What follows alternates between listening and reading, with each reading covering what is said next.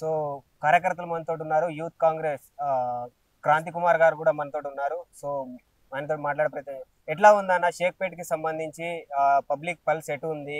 అటు మూడు పార్టీలు చేస్తా ఉన్నాయి, అటు బీఆర్ఎస్ చేస్తుంది, బీజేపీ కూడా చేస్తా ఉంది. మీరు చూస్తూ ఉంటే సో పబ్లిక్ పల్స్ ఎట్లా ఉంది? కాంగ్రెస్ అభ్యర్థి మీ నవీన్ యాదవ్ గెలిచే పరిస్థితి కనబడతా ఉందా ఈ షేక్పేట్లో? 100% కాంగ్రెస్ పార్టీ గెలుస్తుంది. పబ్లిక్ పల్స్ కూడా కాంగ్రెస్ వైపే ఉంది. ఎందుకు ఉంది అని అంటే గత 10 సంవత్సరాలుగా జూబ్లీ హిల్స్ నియోజకవర్గాన్ని కానీ ఎస్పెషల్లీ షేక్పేట్ కానీ గత ప్రభుత్వం ఏదైతే బీఆర్ఎస్ 10 ఏళ్ల పాలనలో జీరో గుండు సున్నా డెవలప్మెంట్లో మా మంత్రి వివేక్ గారి ఆధ్వర్యంలో కేవలం నెల రోజుల సమయంలో 40 కోట్ల శాంక్షన్స్ ఓన్లీ షేక్పేట్ డివిజన్కే, ఒక్క డివిజన్కి 40 కోట్లు శాంక్షన్ అయింది.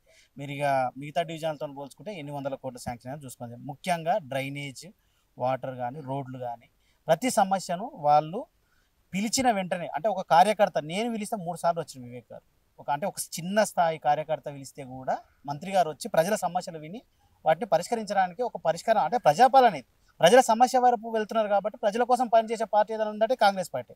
మరి ఇంతకుముందు మరి 10 ఏళ్ళలో ఇవన్నీ ఎందుకు చేయలేదు గత ప్రభుత్వం? 10 ఏళ్ళు పని చేయండి, 2 సార్లు 3 సార్లు గెలిచారంటారా ఆయన? 3 సార్లు 10 ఏళ్ళు పని చేయలే అంటే వేరే దగ్గర చేసిన మా డివిజన్ చేయలేదు.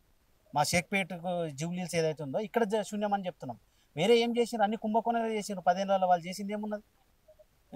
ఇప్పుడున్న గవర్నమెంట్ను తప్పుదో పట్టిస్తారు కానీ వచ్చి 2 సంవత్సరాలు కాకపోయి అప్పుడే దిగుండు అంటారు. అంటే అంత నొప్పి అవుతుందా మీకు? అంటే 2 సంవత్సరాలు కూడా మీరు కుర్చీలో కూర్చోకపోతే మీకు కుర్చీ లేని బాధ అంతగానం కనబడుతుందా? ఉద్యోగాలని అంటున్నారు. ఉద్యోగాలు మేము నోటిఫికేషన్ ఇచ్చిన 10 ఏళ్ళలో నువ్వు ఇంటికో ఉద్యోగం ఇస్తా అన్నావు కదా. 10 ఏళ్ళలో ఒక్కరికి కూడా ఉద్యోగం ఇవ్వలేకపోయినా ఇంట్లో 5 ఉద్యోగాలు పెట్టుకున్నావు. మరి ఈరోజు ఎందుకు ఇవ్వలేకపోతున్నావు? నువ్వు నోటిఫికేషన్ ఇచ్చింది నిజమే, ఈయన ఉద్యోగాలు ఇచ్చి చేతిలో పెట్టింది కదా. 3 సార్లు పేపర్ లీక్ చేసినావు కదా. ఏది మరి నీ నీ నీ అకౌంటబిలిటీ ఎక్కడ ఉంది? నీకు అకౌంటబిలిటీ అని ఉండే ప్రజలు నీకు అధికారం ఇచ్చినప్పుడు బాధ్యత ఉండాలి. కాంగ్రెస్ ప్రభుత్వం అధికారంలోకి వచ్చిన సంవత్సరంలోపు 1,00,000 ఉద్యోగాలు నింపుతామని చెప్పారు. కానీ ఇప్పటివరకు మేము ఇచ్చిన నోటిఫికేషన్లను మాత్రమే నింపుతున్నారు. జాబ్ క్యాలెండర్ అనేది, అది కూడా జాబ్ క్యాలెండర్ జాడపత్త లేకుండా పోయింది. 2 సంవత్సరాలు అవుతా ఉంది. జాబ్ క్యాలెండర్ 100% ఉంది.